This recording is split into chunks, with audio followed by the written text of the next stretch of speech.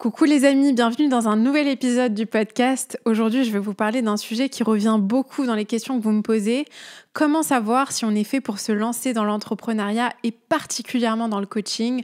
Comment savoir si on est fait pour porter sa voix sur les réseaux sociaux, pour développer son personal branding et pour se lancer dans une nouvelle voie dans notre vie? On va aborder tout ça dans le podcast d'aujourd'hui, mais avant qu'on commence, pour ceux qui ne me connaissent pas, je m'appelle Mariam Gaderi, je suis coach, entrepreneur et podcasteur et j'aide des personnes comme toi à se révéler, à révéler leur potentiel, à s'autoriser à briller, que ce soit dans leur vie personnelle ou dans leur business, dans l'entrepreneuriat, en portant sa voix et en développant sa visibilité sur les réseaux sociaux. Je te souhaite une très très très belle écoute.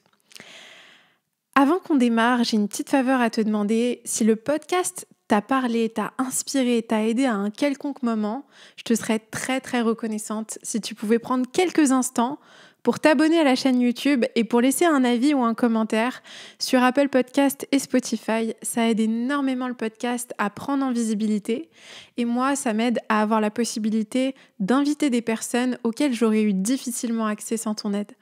Je te remercie d'avance et je te souhaite une très très belle écoute. Alors, il y a un sujet qui est beaucoup revenu dans les questions que vous m'avez posées, c'est déjà dans un premier temps, comment savoir si on est vraiment fait pour le coaching ? Comment savoir si on est vraiment fait pour quelque chose de manière générale ? Il y a une réponse que je veux vous donner à ça et qui va aider, je pense, pas mal de personnes. Pour moi, il n'existe aucun autre moyen de savoir si tu es fait pour quelque chose que de le faire. C'est-à-dire que la plupart des gens essayent de répondre à cette question-là mentalement. Tu t'assois sur ton canapé et tu te dis « Est-ce que je suis fait pour ce truc-là ? Est-ce que vraiment ce truc-là est fait pour moi ?» Mais comment tu veux le savoir si tu le fais pas ? C'est en le faisant, c'est en étant dans le feu de l'action que tu vas pouvoir savoir si ce truc-là déjà dans un premier temps te plaît. Est-ce que ça te plaît vraiment ? Est-ce que ça t'inspire ? Est-ce que tu es inspiré à continuer à passer à l'action dans ce domaine-là, même quand tu n'as pas tout de suite des résultats, même quand ça ne marche pas tout de suite ? Ou est-ce que tu es plutôt dans une optique d'avoir des résultats tout de suite parce que c'est peut-être un truc qui ne t'inspire pas vraiment, mais que tu penses que tu dois faire parce que tout le monde le fait ?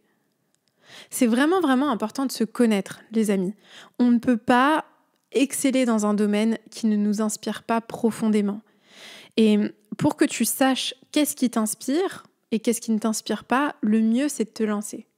Le mieux, c'est vraiment de te lancer et ça peut prendre différentes formes. Moi, ce que je fais aujourd'hui avec des vidéos, j'ai commencé à le faire pendant des années en blog, en écrivant des articles de blog, en écrivant des posts sur Instagram. Et j'arrivais pas à tenir, j'arrivais pas à continuer. Pourquoi ? Parce que je m'exprimais pas comme moi j'avais envie de m'exprimer. Donc c'était pas tant le sujet, mais plus la forme à travers laquelle je canalisais et j'exprimais ce sujet qui me convenait pas.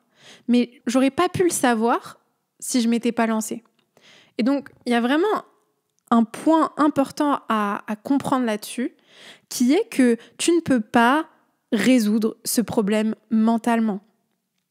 Tu perds beaucoup plus de temps. En fait, c'est ça le truc, c'est que la plupart des gens se disent « Oui, mais j'ai pas envie de perdre de temps. J'ai pas envie de perdre de temps à essayer de résoudre ce problème, à essayer différentes choses, et en fait, que ça marche pas et que je me rende compte que j'ai perdu du temps pendant toutes ces années ou peu importe. » Mais tu perds beaucoup plus de temps à essayer de répondre à cette question dans ta tête qu'à passer à l'action, parce que tu passes à l'action, tu sais très rapidement si ça te plaît ou non, si ça t'inspire ou non, si tu as envie de continuer, si tu as envie de faire ce truc pendant des années, ou si au bout de 2 jours ça t'a saoulé, tu as des maux de tête et tu as juste une seule envie, c'est de mettre ce truc-là de côté.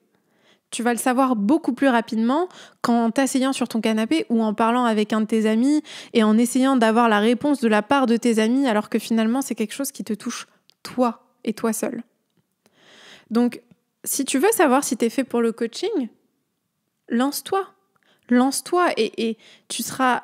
Vous savez, moi je me dis toujours une chose, c'est jamais une perte de temps quand tu gagnes en clarté d'esprit.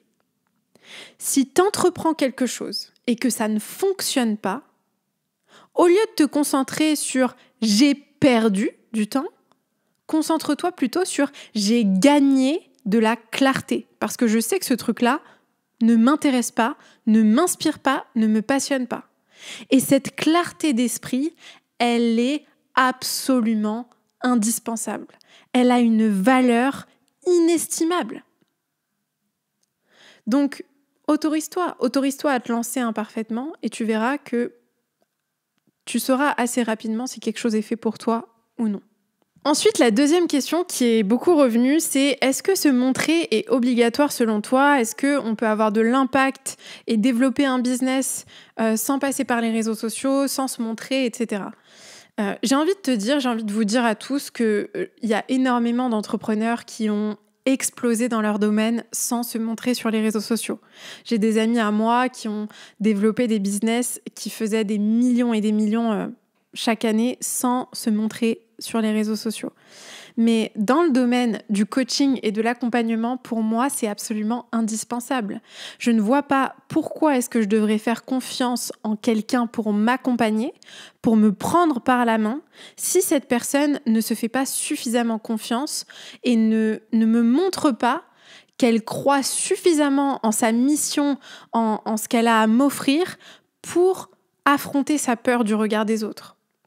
Pour moi, c'est vraiment une vitrine, c'est un moyen de connecter avec les gens, c'est un moyen de montrer aux autres où sont nos compétences et où est-ce qu'on veut les emmener.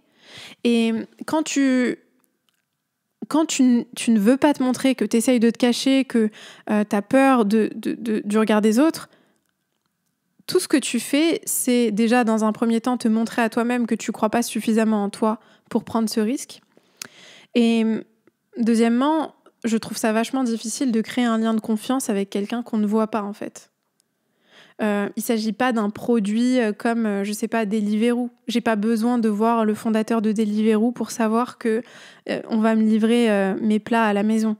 Mais quand il s'agit d'accompagnement, de métiers, de métiers humains, de métiers de passion, de métiers d'amour, où on aide les gens à se transformer, pour moi, c'est absolument indispensable que je voie la personne qui est censée m'accompagner, qui est censée me prendre par la main. Je vois pas pourquoi j'investirais des milliers et des milliers, voire des dizaines de milliers d'euros dans un accompagnement si je ne te connais pas, je ne sais pas qui tu es, je ne sais pas quelles sont tes valeurs, je ne connais pas ton histoire. Moi, c'est ce que j'apprends à mes élèves au sein d'Excelsior, c'est tu ne peux pas connecter avec les gens s'ils ne peuvent pas s'identifier à qui tu es, à ton histoire, s'ils ne peuvent pas se sentir proches de toi d'une manière ou d'une autre. Ça me paraît absolument impossible, en fait. Et c'est pour ça aussi que je dis souvent au sein du programme que les réseaux sociaux, pour moi, c'est le programme de développement personnel le plus poussé qui existe aujourd'hui sur le marché. Pourquoi ? Parce que tu peux apprendre toutes sortes de techniques, tu peux travailler sur ton esprit, sur tes croyances, sur tes émotions. Il n'y a rien de plus transformateur que de t'exposer au regard des autres sans cesse, tous les jours, de manière exacerbée pendant des années. T'arrives à un stade où tu deviens tellement plus fort, tellement plus confiant, tellement plus sûr de toi, tellement plus proche de toi-même, parce que en te confrontant au regard des autres, tu te confrontes à ton propre regard à toi, et c'est le regard le plus difficile à affronter. Et quand tu arrives à faire ça, tu deviens inarrêtable. Tu peux tout faire. Tu peux tout faire de ta vie. Parce que tu n'as plus ce besoin compulsif de plaire à tout le monde. Et ça se produit à partir du moment où tu as une mission, un désir brûlant en toi de servir les autres. Si tu as une mission, si tu as un besoin, un désir brûlant d'aider les autres, de servir les autres, d'avoir de l'impact, de laisser une trace derrière toi, parce qu'il ne faut pas oublier une chose, c'est qu'on s'en va tous à un moment ou à un autre, c'est ce qui te donnera le courage d'affronter le regard des autres et du coup d'affronter ton propre regard. En revanche, si t'as pas une raison suffisamment importante, si t'as pas un pourquoi suffisamment important de le faire, tu te cacheras. Et après, je veux aussi dire une chose, une nuance qui est importante, c'est que c'est ok de se cacher. Il y a des moments où on n'est pas prêt. Moi, j'étais pas prête tout de suite à me montrer devant tout le monde. Tu sauras quand c'est le moment pour toi. Tu le sauras. Dans ton cœur, tu sauras que c'est le moment.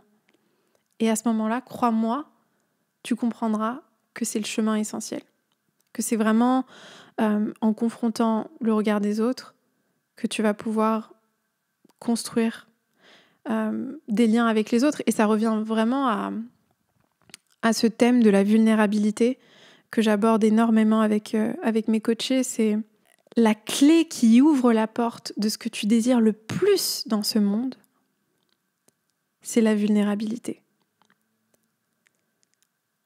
On porte tous cette clé à l'intérieur de nous. Mais c'est celle qu'on ne veut pas utiliser.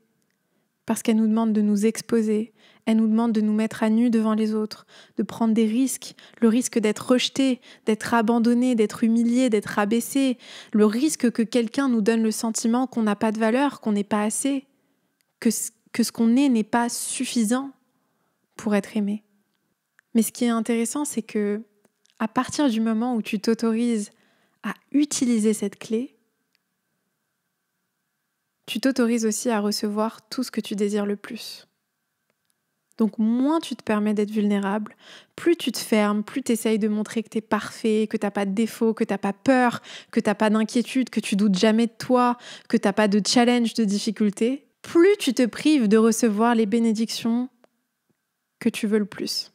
Voilà les amis, j'espère que ce podcast vous a plu, j'espère qu'il vous a inspiré, qu'il vous a donné des clés et des outils qui vont vous permettre d'avancer dans votre projet.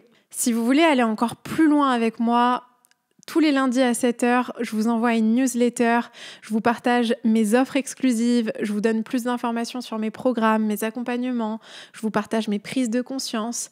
Si vous voulez y accéder, le lien est juste en dessous en description de ce podcast et comme d'habitude, je vous envoie énormément d'amour.